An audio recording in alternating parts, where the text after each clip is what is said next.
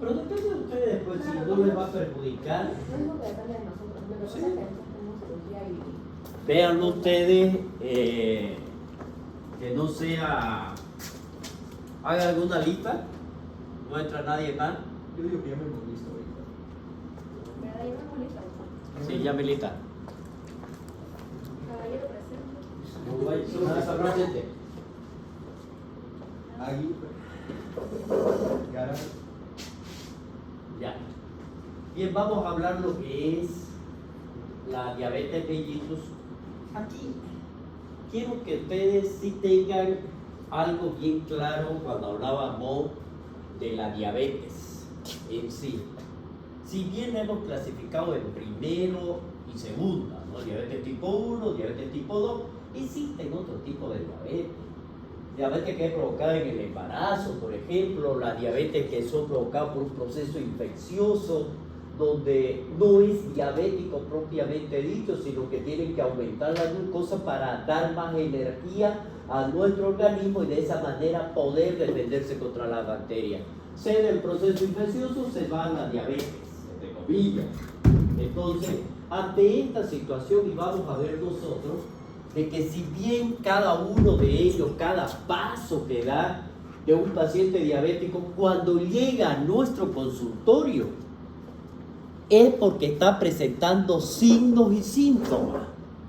Es decir, ya mi paciente ha tenido alguna manifestación de alguna complicación. No porque el paciente haya venido, ¿sabe qué? Que mi azúcar está alta, no, nada. Porque no le va a provocar nada durante 5 años de que se lo diagnostica. Es decir, el paciente llega porque, ¿sabe qué, doctor? Que yo en la noche pues yo nunca orinaba, pero ahora estoy orinando hasta 5 veces, me levanto en la noche a orinar y no tomo mucha agua, doctor. Claro que me da sed y tomo agua después, pero ya esto se está acompañando y eso ya es todos los días casi. Entonces, ante esta situación ya se está provocando alteraciones químicas, alteraciones biológicas, alteraciones del equilibrio hidroelectrolítico. Entonces, ante esta situación, nuestro paciente llega a nosotros, le diagnosticamos nosotros diabetes.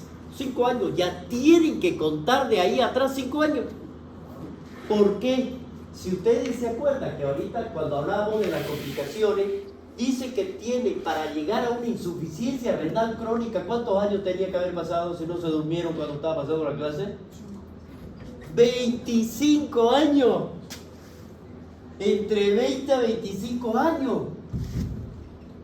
¿Ya? Para que llegue a presentar una insuficiencia renal crónica. Es decir, que cuando su paciente le llegue a ustedes con una insuficiencia renal crónica, es porque han transcurrido entre 15 a 20 años aproximadamente desde que él era diabético. Cuando hablábamos nosotros de la misma diabetes, yo estoy para hacer un recuerdo, y decíamos nosotros, la diabetes tipo 1 se presenta más en quién? Niños. Jóvenes. Niños jóvenes. Jóvenes. Digamos jóvenes de ahí para abajo. ¿Listo? Aunque dice que es más frecuente entre los 20 y los 30 años. ¿Sí? Miren ustedes. Eso es más por control genético, creo. Exactamente. No, ambas son factores genéticos, no se olvide. Claro, pero no como dos, creo que es más que todo con la alimentación, creo. No, Pero no se diagnostica. no. A ver, la diabetes tipo 1, cuando se presenta, el paciente es normal, uno de nosotros está caminando normal. Y de un rato para otro, porque la presentación es aguda, tiene hiperglicemia y tiene manifestaciones clínicas de una acidosis de tipo cetoacidosis. ¿Por qué? ¿Se acuerdan el cuadro sinóptico que dice está hermoso? ¿Ya? Y ahí se lo explica claringo. El diabético tipo 1, la predisposición genética es mayor. Y puede presentarse en cualquiera de ellos, solamente se necesita un factor desencadenante, cualquiera que sea. Ambientales, endógenos, exógenos, lo que quieran. Solamente se necesita un factor. El diabético tipo 2. Ah, y otra cosa. El paciente es flaco.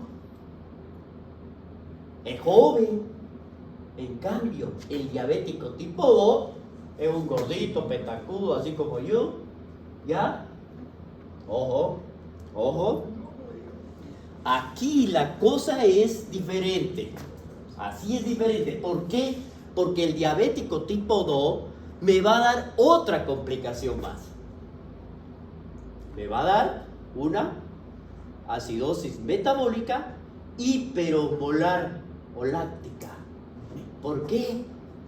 Porque eso ya se lo expliqué. ¿Cuál es el proceso que llega a producir eso? Porque ¿por qué me da la diabetes tipo 1 una cetoacidosis? Porque produce mayor cantidad de ácidos grasos libres, los cuales llevan a la formación de cuerpo cetónico. En cambio, como la diabetes tipo 2 es crónica, es de evolución más larga, entonces ¿qué hace? Da lugar a que se vayan consumiendo cada uno de ellos, primero la grasa, luego el magro y luego lo demás, y quedó flaquingo, de gordote que era, quedó flaquingo. Y en ese proceso se produce el ácido láctico. Eso hace los triglicéridos y todo lo demás, su descomposición de la glucosa que se va a ir transformando en glicerol, que es el último componente, le da lugar a que se acidifique el medio. Y eso hace de que se forme una acidosis hiperosmolar. Entonces aquí ya nuestro paciente ha tenido complicaciones. Ya las complicaciones las hemos dividido en dos, agudas y crónicas. ¿Cuáles dijimos que eran las agudas, Alexia? Se durmió. Alexia. Yo soy el auxiliar. No me acuerdo. Esa no es una erradicación. Este con los primeros temas.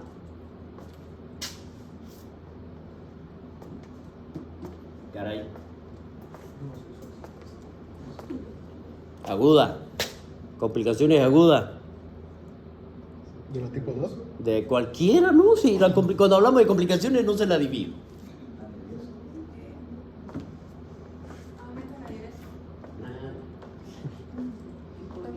Esos son síntomas y signos. ¿Cuáles son los síntomas y signos de un paciente diabético? Mira, es capaz de tomar el examen y hablarlo ahorita todito. Oiga, miren que no estoy. Hola, ojo. A ver, les voy a dar. A ver, escúchenme.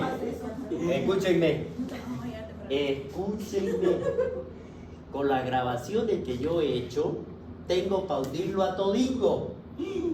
Ojo, miren lo que les voy a decir. Y se lo voy a decir en serio. ¿Ya? Las notas que yo tengo ahora no hablan de lo que somos. Ojo, ¿por qué le estoy diciendo eso? Tengo a 8 copiando. 8. ¿Ya? Y creo que, miren que lo estoy tomando muy en serio, el examen se lo voy a hacer oral. No, de verdad, no importa si me tardo una semana tomarlo el examen. Me voy a dar el espacio de tomarle el examen oral. Si ustedes no cambian su actitud. Pónganos a prueba. Sí, lo voy a ver. ¿Ya? Porque al final, les digo de verdad que se los tomo oral y les tomo de los 5 módulos. Ojo. Si es que no cambian su actitud y háganlo llegar a todos sus compañeros. ¿Sí?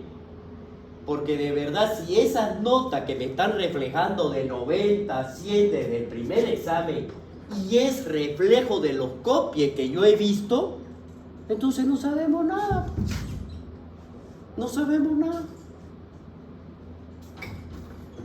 Entonces yo creo que si no cambiamos de actitud y no se mienten ustedes,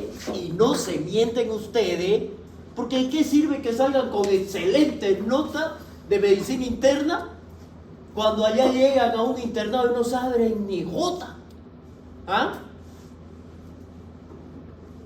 ojo lo que le estoy diciendo, no voy a enojar, en serio. Porque yo me puedo dar el tiempo y tengo gente para poder tomarle el examen oral. Yo creo que ahí nos aplazamos toditos. Si es que no se ponen las pilas. ¿Listo? Que sea una llamada de atención. Se las voy a dejar pasar. Esas notas que han quedado, sí van a quedar. Pero ojo lo que le estoy diciendo. ¿Está bien? Bien. Ya sigamos entonces. ¿Cuáles son las complicaciones agudas? Ya, pues después que leyeron. Hipoglicemia y hiperglicemia, ¿no es verdad? De la hiperglicemia tengo dos complicaciones. ¿Cuáles van a ser? Un estado hiperosmolar. La cetoacidosis y la hiperosmolar. Bien.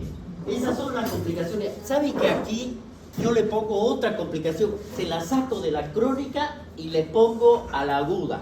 Infección.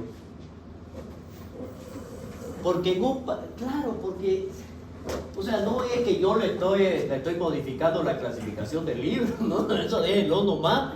Pero yo digo, cuando un paciente viene con un proceso infeccioso por primera vez, ha sido su primera manifestación clínica, pero antes ha tenido una hiperglicemia.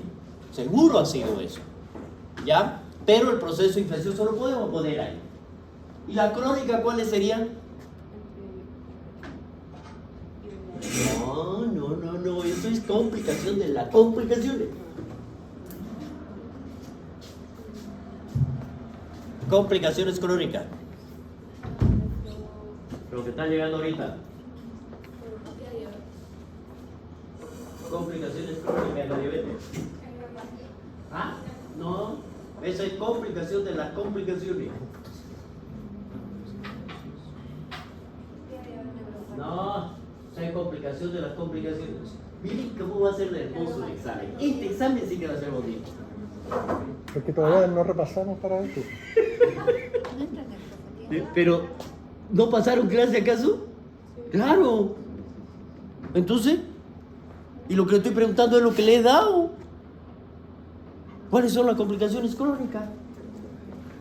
No, pero el diabético sí entra porque es una No, es una complicación de una complicación. Ya, pero es la cena. No, pero es complicación de una complicación. Las complicaciones crónicas se dividen en dos. Microvascular, y esa me lleva a una complicación macrovascular. La microvascular, ¿cuál sería? Ya, pero ¿por qué? Por hiperglicemia crónica. No, ya, bueno, ya. La hiperglicemia te lo sube y te va dando, y su último componente de degradación de la hiperglicemia, de la glicemia, ¿cuál es? El que les dije. Por eso ácido. Glicerol. Ese es el último componente. ¿Saben que ese es el responsable que venga y se deposite en el endotelio de los capilares más chiquitingos y me provoca el daño de las paredes endoteliales de los capilares más pequeños? Y ahí vienen las complicaciones, porque me va a dar isquemia, ¿no es verdad? Ya, bien. Nefropatía, retinopatía, cardiopatía ya se considera una de las macrovasculares. ¿Quién tiene? También la neuropatía, pero la neuropatía se considera una macrovascular. ¿Por qué? Porque el vaso vasorum viene e irriga al vaso, ¿no es verdad? ¿Sabían eso, no? ¿O no? El pie diabético. ¿Quién es? ¿Y ustedes recién? El vaso vasorum es el vaso que irriga a vaso. Raro. Ese, en el microvascular, he dañado ese vaso. Y ese es el que irriga al vaso más grande. Y si irriga al vaso más grande, entonces también le va a provocar daño, porque después va a venir, y ahí ya viene la complicación que dice su compañera, pie diabético. Pero cuando se produce el pie diabético, dos tipos de pie diabético tenemos. Uno es neuropático, porque es netamente neurológico, porque hay una disminución de la sensibilidad. ¿Saben que ese es el hediondo? Ese es el fétido. Sí, Porque el que es vascular se produce un pie negro, se seca. Moña. Ese no huele. ¿En cuál se usaría la casa de guardia? En la del pie diabético, en el vascular, en el neuropático.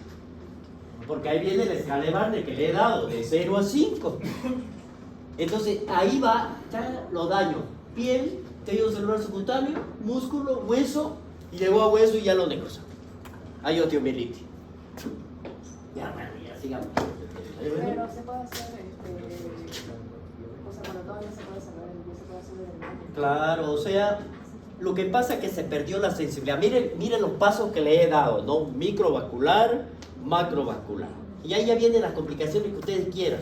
Cataratas, o ya se volvió ciego el paciente, etcétera, etcétera.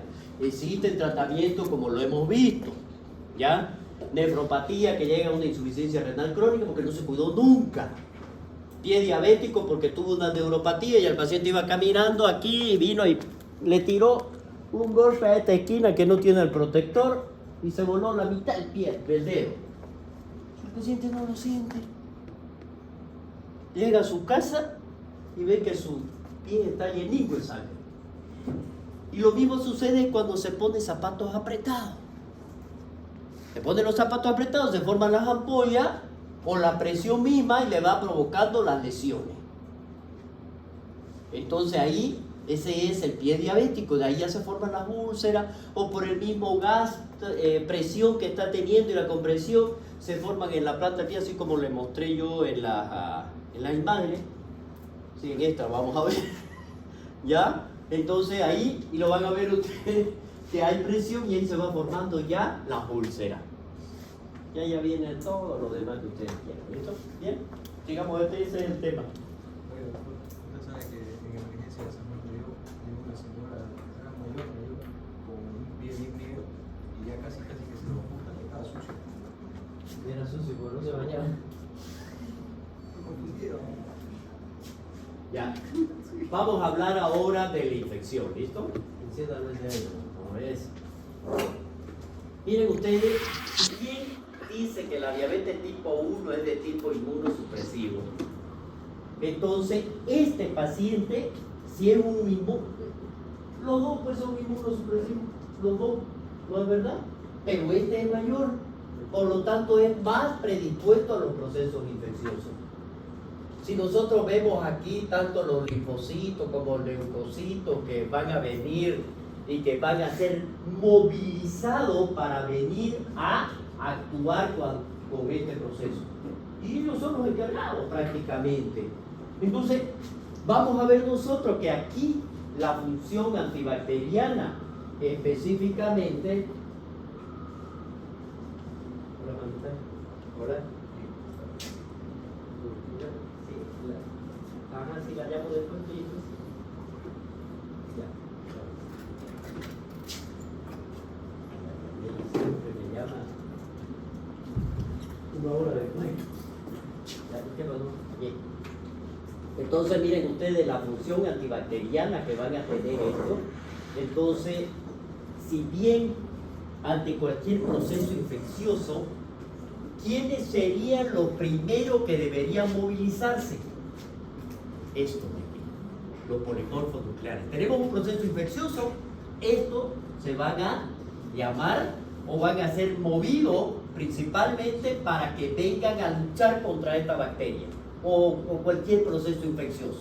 Entonces, esta alteración que van a tener aquí es lo que hace que la adherencia de los granulocitos, la quimiotaxis, la fagocitosis y la función microbicida, pues sea alterada. ¿Qué significa esto? Los polimorfos van a venir y van a reconocer a la bacteria y supuestamente tenían que englobarla. Pero ¿quién fue quien lo llamó? El proceso que viene, que son el sistema inmunitario, que lo hace a través de la citotoxina y que activan a las interleuquinas, y estas son las encargadas de ir a avisar a estas células para que se produzca la quimiotaxis, que pueda llegar y eso mismo la fagocitosis de esta bacteria. Todo eso está alterado en estos pacientes. Por lo tanto, estos factores de fagocitosis, función microbicida, más los factores de hiperglicemia y acidemia, están complementadas. Todo en contra de mi paciente diabético. Y miren lo que va a pasar acá. ¿Cuáles van a ser esos cambios que se provocan o que son provocados por la hiperglicemia? Primero, que va a alterar la función del neutrófilo y de los mononucleares, porque van a producir algo que es muy importante para esa acción, que son los superóxidos. ¿Qué es lo que hace entonces? Esto altera un complemento, que es el complemento C3, que es de la superficie. Ese complemento C3 está en la superficie del microbio. Eso se va a alterar, es decir, del microorganismo, eso se va a alterar. Por lo tanto, estos superóxidos, que son los que están colaborando con este complemento, ¿qué es lo que le va a provocar aquí? Entonces, ¿qué es lo que hace? No va a venir la célula no lo reconoce. O sea, el complemento C3, como es tan inteligente la bacteria, se ayudó del superóxido, que es el que se está provocando justamente por este de aquí, entonces lo modificó. Entonces la célula no lo reconoce y por lo tanto no se produce la primera función, que vendría a ser la fagocitosis. 1. 2. Entonces, si no hace eso, ¿qué hace la bacteria? Se reproduce y por lo tanto hay infección. Eso va a suceder en un ejemplo claro que dan con las cándidas albicans. Ese es un ejemplo, ¿ya? Entonces se altera lo que viene a ser la función fagocítica, porque la hiperglicemia, que es la que se va a mantener elevada, altera la osmolaridad. Miren ustedes, si altera la osmolaridad, y ya dijimos nosotros que están componentes por los solutos, entonces aumenta la osmolaridad por encima de 300 o de 294 si ustedes quieren, y además de eso me altera el pH. Y el pH baja. Tengo acidosis. Miren, ¿qué es lo que va a pasar acá? Dentro de eso existe otro receptor, que es el receptor de superficie. Se la conoce como FC. Ese receptor de superficie está programada para la inmunoglobulina G. Esa inmunoglobulina G, su papel principal es efector y regulador de la función de ¿quién? De las células del sistema inmunitario. Entonces, como ya está alterado de aquí, estos receptores, entonces no le mandan información al sistema inmunitario. Se quedaron. Entonces no trabajan los linfocitos T, no trabajan los linfocitos B para formar nuestro sistema inmunológico y poderlo aumentar, y de esa manera poder contrarrestar. Ante esto se van a provocar una serie de alteraciones que hace que se informe a todo el organismo. O sea, se va a informar a todo, porque no se va a producir en un determinado sector, no se produce, sino que es en todo. A eso le vamos a conocer nosotros como respuesta, o el síndrome de respuesta inflamatoria sistémica, como SIR. ¿Qué significa esto? El primer daño que se produce aquí, ya le dije que es a nivel del endotelio, ¿no es verdad? Miren ustedes, esto de aquí hace que ya tenemos el daño a nivel endotelial, sistémico, y por lo tanto tenemos que mandarle información. Y le mandan la información a todos lados. Tienen que venir a ayudarme porque esto se está provocando. Y en ese proceso de mandar la información, lo disemina. Y el informe ya no es solo, sino que lo va a acompañar. Miren lo que dice. la respuesta inmunológica generalizada del organismo ante un estímulo. Por lo tanto, la presencia de esta respuesta inflamatoria va a obedecer a causa, ya sea infecciosa o no infecciosa, que es lo que le está mandando cualquiera de ellos, ¿ya? Entonces aquí nosotros, por ejemplo, hay la presencia de donde dijimos que estaba la lesión, en el endotelio, ¿no es verdad? Pero dijimos que no era localizada, sino que era generalizada. Entonces, esta causa infecciosa puede ser que pueda responder a una causa, pero también nosotros lo vamos a encontrar por otro proceso. En una pancreatitis, una isquemia, quemadura, enfermedad autoinmune, politrauma, etc. Me van a dar esto de aquí. Síndrome de respuesta inflamatoria sistémica. Es el primer paso de un proceso infeccioso. Y para eso tengo que tener criterios. Esos criterios, ya, que nosotros lo vamos a decir, dice que para tener ese criterio de que estamos frente a un síndrome de respuesta inflamatoria sistémico, debo cumplir 2 o más de ellos. Uno de ellos, la temperatura de nuestro paciente tiene que ser superior a 38, o sea, una hipertermia, o inferior a 36, o hipotermia. 2, la frecuencia cardíaca mayor de 90 latidos. ¿Cuánto es lo normal? El 90-100 dice. ¿Ya? De 90 a 100. ¿Ya? Entonces, mayor de 90. Mayor de 90, 95, 96. ¿Ya? Pero no llego a 100. Ojo, no llego a 100. Mayor de 90.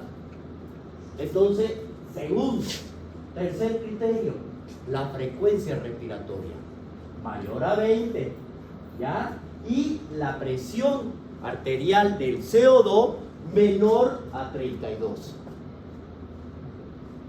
Tercer criterio. Cuarto criterio, si nosotros le hacemos un recuento de los glóbulos blancos, vamos a tener con una leucocitosis mayor a 12.000, mayor a 12.000. Pero también eso se llama leucocitosis, ¿no es verdad? Pero también puede ser menor a 4.000. Perdón, a 4.000. A eso le vamos a conocer como leucopenia. ¿Y en qué caso se presenta? No. Puede ser infeccioso, pero ¿por qué? ¿Por qué tengo 4.000? ¿Quiénes son los linfocitos o los leucocitos?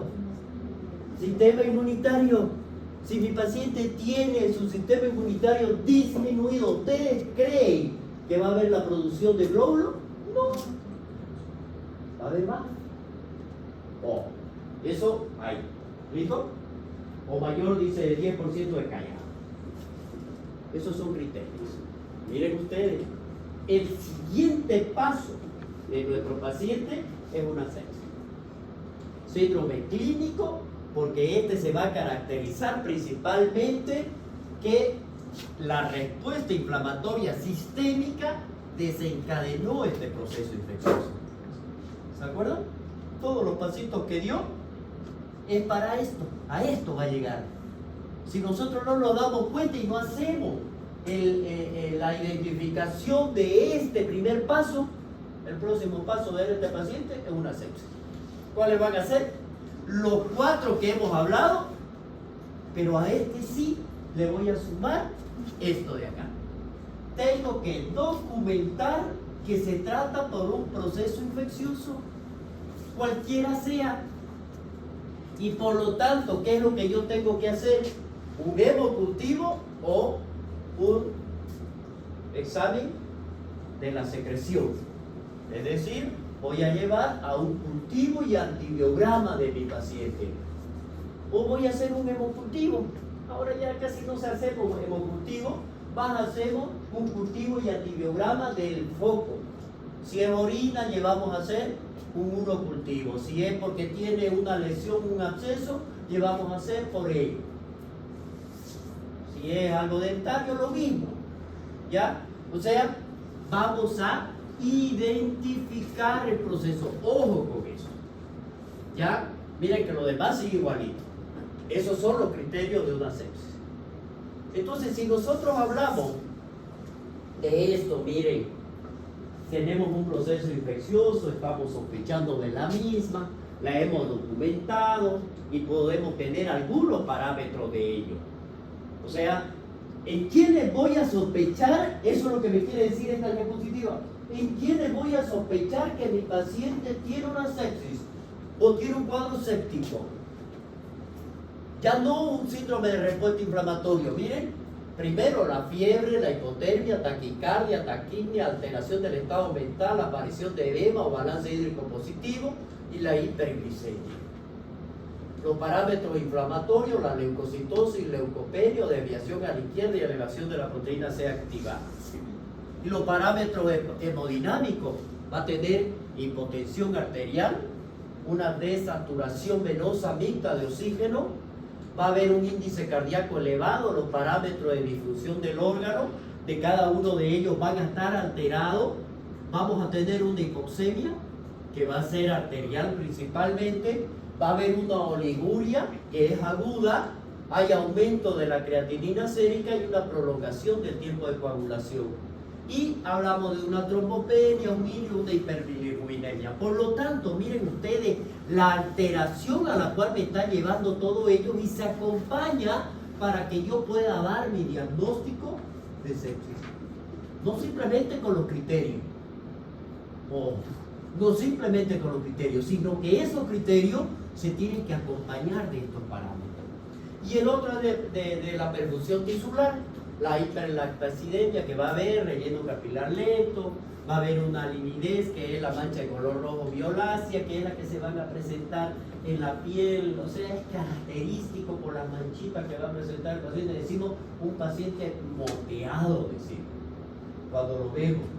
Paciente pálido, porque está pálido, amarillento, y en base de eso, estas alteraciones de la lividez, las manchas, que uno lo ve. Entonces son características. Cada uno de estos pasos que nosotros estamos haciendo para poderlo diagnosticar nos va a llevar a un siguiente cuadro. Ya tenemos a nuestro paciente séptico, ahora hablemos la complicación de esa sepsis. ¿Cuál va a ser? Y una de esas es esta. Se está choqueando, es un cuadro séptico. Se está choqueando. ¿Será que ese yo lo voy a poder tratar en piso? No, señores, este se va a terapia. Por lo tanto, yo internito, voy a venir y voy a verlo y tengo que decirle, doctor, se está choqueando el paciente al residente. Pues se va a morir. Se va a morir. Porque no he reconocido los datos clínicos que le está dando. Miren ustedes. En primer lugar, es la incapacidad del sistema circulatorio de ofrecer oxígeno y nutrientes a los tejidos para que pueda satisfacer las necesidades metabólicas. Entonces, las infecciones son la causa de este trastorno, principalmente. Entonces, esa infección que al inicio puede haber sido del aparato urinario, estaba localizada.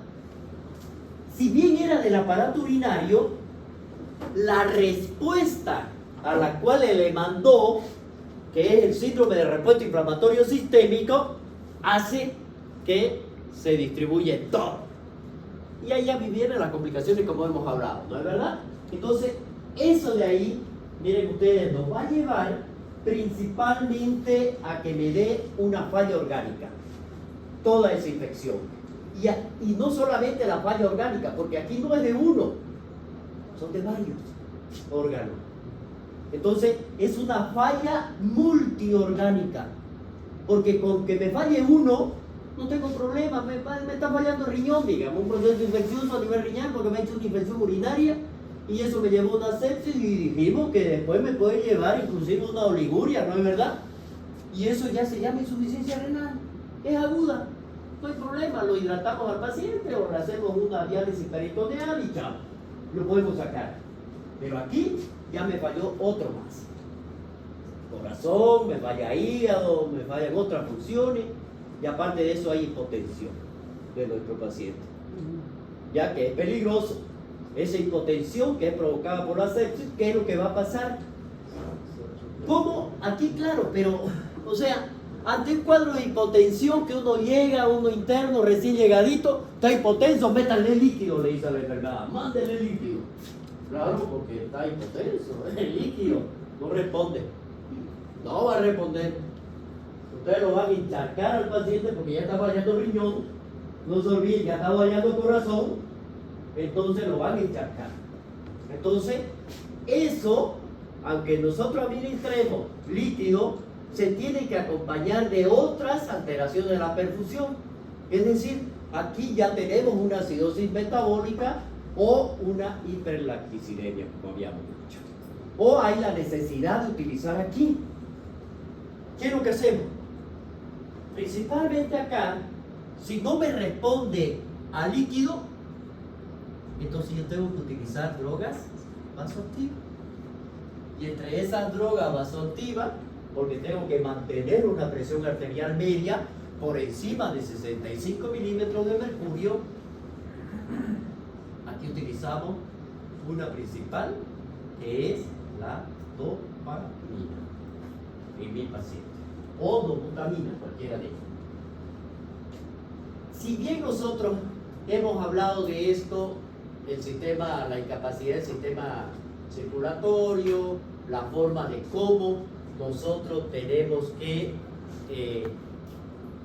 encontrarlo, o cuál va a ser la característica propia que va a tener, primero, la vasodilatación que tiene nuestro paciente. Y no es una vasodilatación que sea segmentaria, es generalizada. No se olviden el síndrome, es generalizada. Por lo tanto, vamos a tener una hipovolemia, pero es relativa, no es real, es una hipovolemia, aparentemente. ¿Qué es lo que va a tener el paciente? Y en algunos casos vamos a tener alteraciones de la difusión cardíaca. ¿Cómo? ¿Por qué? Porque va a haber un incremento de 3 activaciones. Uno, el óxido nítrico. No se olviden del óxido nítrico, es el que viene a actuar para que se provoque primero la vasoconstricción y la vasodilatación, y por lo tanto actúa en la bomba de sodio y en la bomba de potasio. Bueno, eso ya vaya un poquito a fisiología, ¿listo? Ahí. Entonces, incremento del óxido nítrico, deficiencia de vasopresina y activación de la bomba de sodio a nivel del músculo liso. Eso es lo que va a hacer.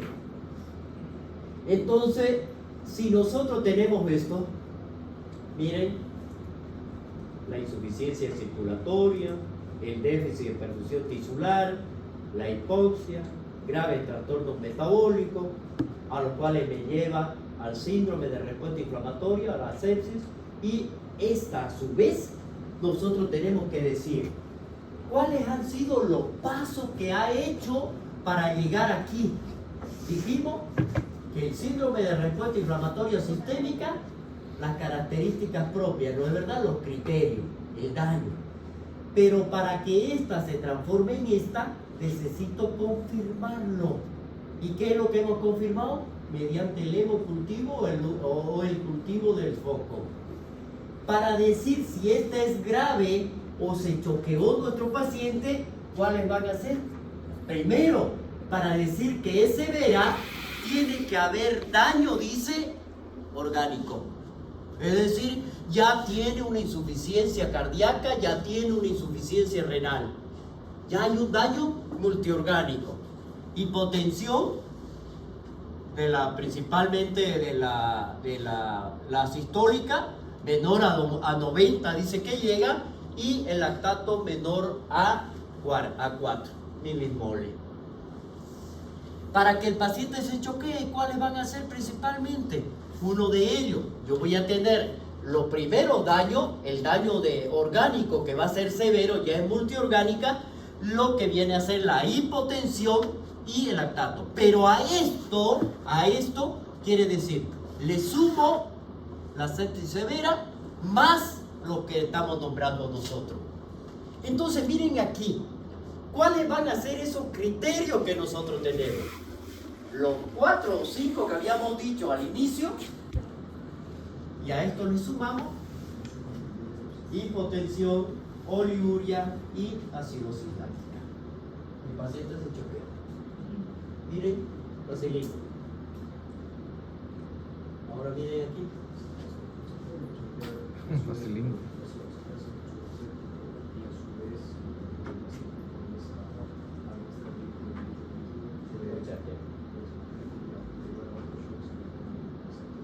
Tendría que ser de volumen. Cuando veamos ahí la prueba parte cardíaca. Ese por volumen. Pues si no te lo has encharcado hasta así, ya tener dos que solucionar en vez de uno. Y eso es más grave. Ahora miren, ¿por qué se lo conoce como síndrome séptico? A cada uno de ellos dijimos, ¿no? La sepsis no es más que el síndrome de respuesta inflamatoria provocado por una infección documentada. La clínica y microbiológicamente, ¿no? Cuando decimos que es grave, cuando tiene una sepsis más una disfunción del órgano que se asocia a la misma con hipotensión o hipoperfusión. Cuando decimos que es grave de alto riesgo, cuando tenemos fallos de 2 o más órganos, con una puntuación del Apache 2 en las últimas 24 horas de más de 24 puntos.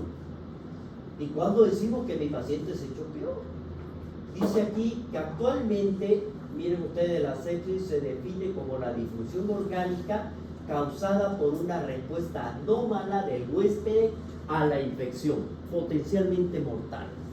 Con esta nueva definición, entonces tendría que desaparecer la sepsis grave, pero no es así. Nosotros lo manejamos igual. ¿Por qué? Porque es la forma más correcta de que nosotros podamos tratarlo en una terapia intensiva. ¿Ya?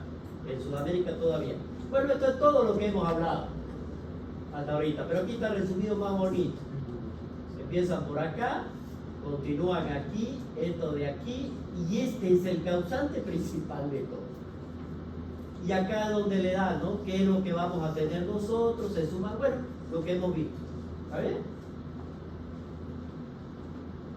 Los componentes del proceso infeccioso. ¿Qué es lo que nosotros tenemos que ver? Tenemos a nuestro paciente diabético y lo primero que hemos destacado, le hemos clasificado, ¿no es verdad? Porque eso es lo más grave. O sea, no es grave, pues una infección urinaria. Bueno, grave entre comillas. Que yo la puedo tratar ambulatoriamente.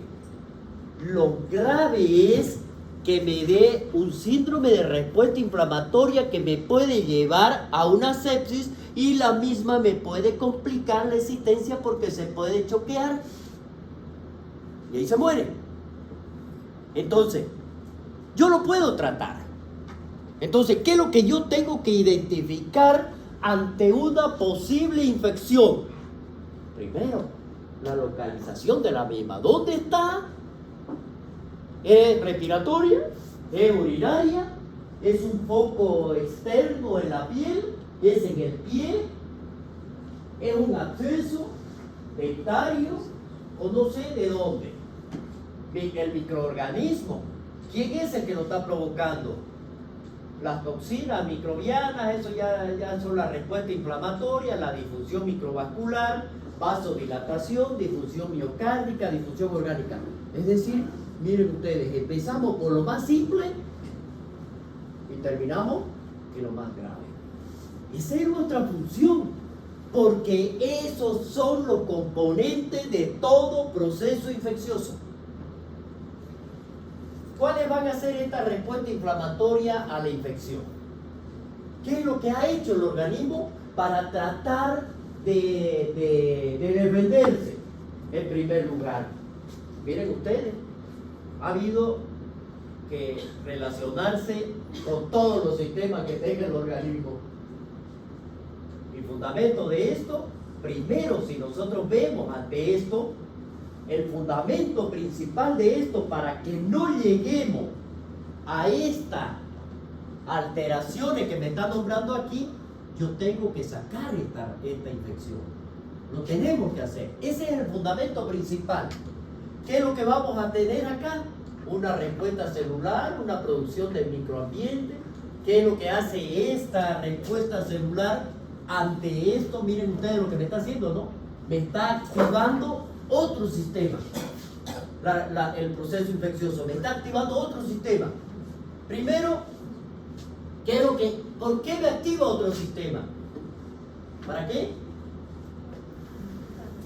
Para sacar la infección. ¿Qué es lo que hace para sacar esa infección? Activa la respuesta celular y por lo tanto produce un microambiente alrededor del mismo. Y me activa la citokina y otras sustancias antiinflamatorias. ¿Cuáles son esas otras sustancias antiinflamatorias? Exacto. Porque sin eso no hay la activación de esto. ¿No es verdad? Ya van dos sistemas. El celular e inmunológico. Y la respuesta generalizada, que lo va a prolongar con el tiempo. ¿Y qué es lo que hace? El daño. ¿Quién lo hizo? Nosotros mismos. Ante esa respuesta. Por lo tanto, eso es lo que nosotros tenemos que evitar. ¿Cuáles van a ser los factores de riesgo? Es decir, tenemos el proceso infeccioso, lo hemos identificado, ya sabemos nosotros qué es lo que tenemos que hacer, porque si no, ¿a dónde me va a llevar? Primero, ¿cuáles van a ser esos factores de riesgo que no me dejen identificarlo? Bacteriemia oculta, no sabemos dónde está. Inmunodeprimido, pacientes que reciben corticoides o inmunosupresores desnutridos o sin nada. Pacientes que son hospitalizados, prolongados, o pacientes que están en una terapia intensiva, procedimientos invasivos, la colocación de un catéter. Generalmente los pacientes diabéticos son así, para la diálisis o hemodiálisis, o inclusive una inyección intramuscular, cualquier procedimiento invasivo. Una citografía que pueda realizar, ya la nutrición parenteral, quemado, politraumatizado, esplenectomizado, diabético o cualquier otra patología crónica. Bien, ya sabemos cómo está nuestro paciente, qué es lo que se le ha hecho a nuestro paciente. Ahora, ¿cómo vamos a manejar la sepsis y el shock? ¿Qué hacemos ante todo esto? Primero yo tengo que identificar dos cosas. Mi paciente está mal, ¿no es verdad? Está séptico. Y yo tengo que hacer dos tipos de resucitación. Cuando hablamos de resucitación no quiere decir que van a hacer RCP, no, sino que es el medio ambiente. Primero, una resucitación inicial y soporte mediante una fluidoterapia. De acuerdo a la cantidad que vayan a pasar usted y la función del órgano. Oxigenoterapia, evaluar la ventilación mecánica si es necesario, control de glicemia, control del sistema de coagulación. No se olviden que forma coágulo también. Entonces, ver si la necesidad de colocar heparina. Tratamiento de la infección, y para eso tenemos que hacer el diagnóstico mediante la identificación del foco y el tratamiento con antibiótico y cirugía del foco si fuera necesario. Cirugía del foco se refiere a si hay un absceso, pues drenarlo. ¿No es verdad? Ya. Entonces, lo primero, mi paciente está hipotenso, ¿no es verdad? Dice que sí vamos a tener nosotros una, ¿qué dijimos? Hipovolemia relativa, ¿no ven? Ya. Yo voy a tratar de cuidar esa hipovolemia. Lo voy a sacar de esa hipovolemia relativa, aunque no es real, pero lo vamos a intentar de sacar. Porque mi paciente va a hacer hipotensión, va a estar hipoperfundido y va a presentar una acidosis. Vamos a hacerlo lo primero. Pero ¿cuál es el objetivo de esto?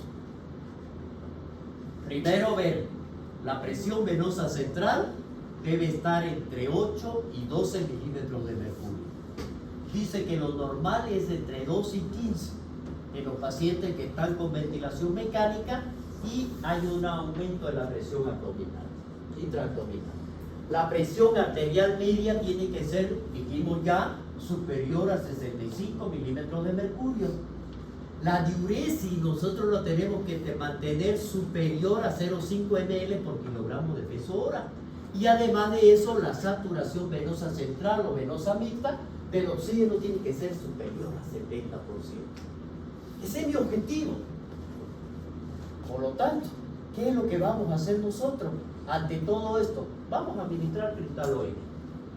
Eso quiere decir, podemos administrar solución fisiológica, vamos a administrar glucosado si fuera necesario, y entre 20 a 30 ml por kilogramo peso. En los primeros 30 minutos, más o menos entre 1500 a 2000 ml para sujetos de 70 kilogramos. Vamos a administrar droga vasoactiva. Si está muy hipotenso, pues vamos a colocar noradrenalina.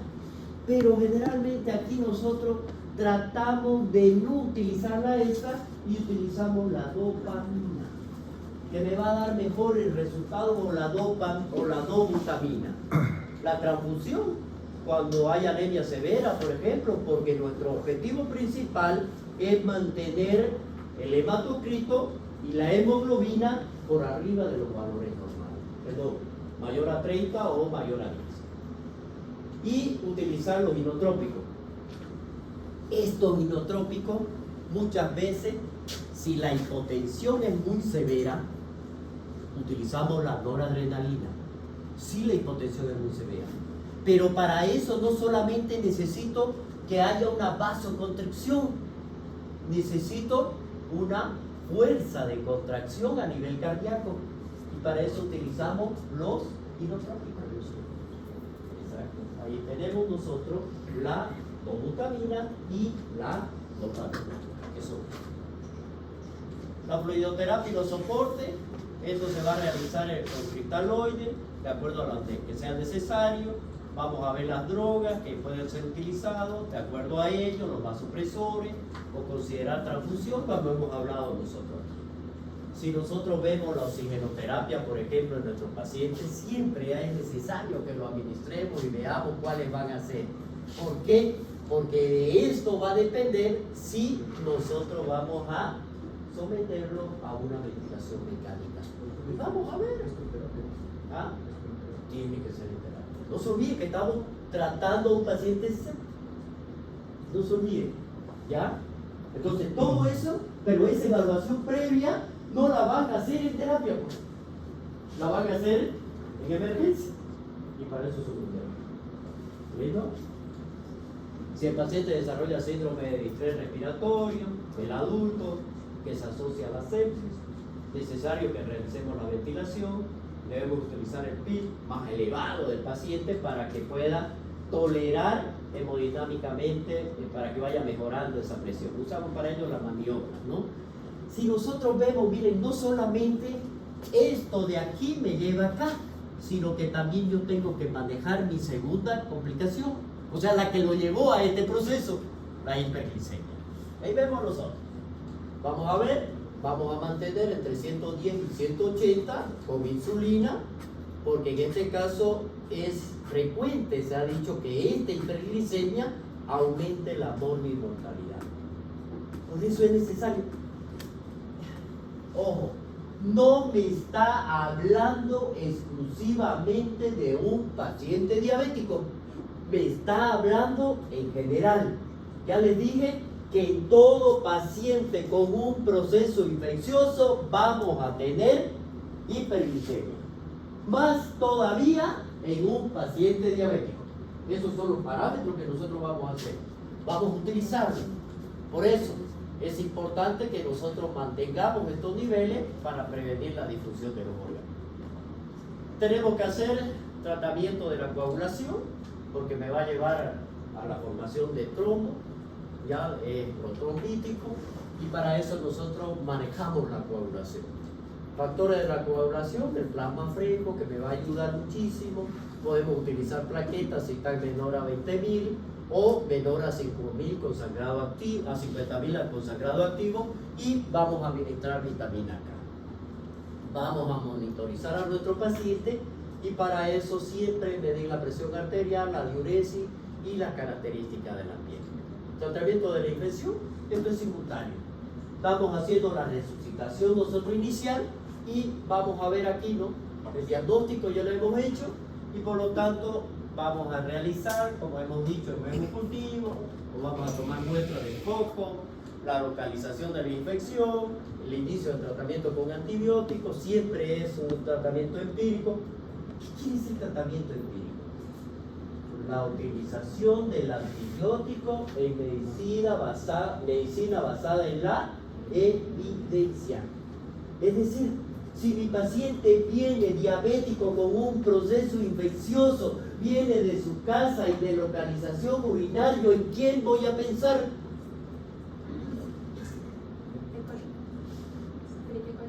Escherichia coli.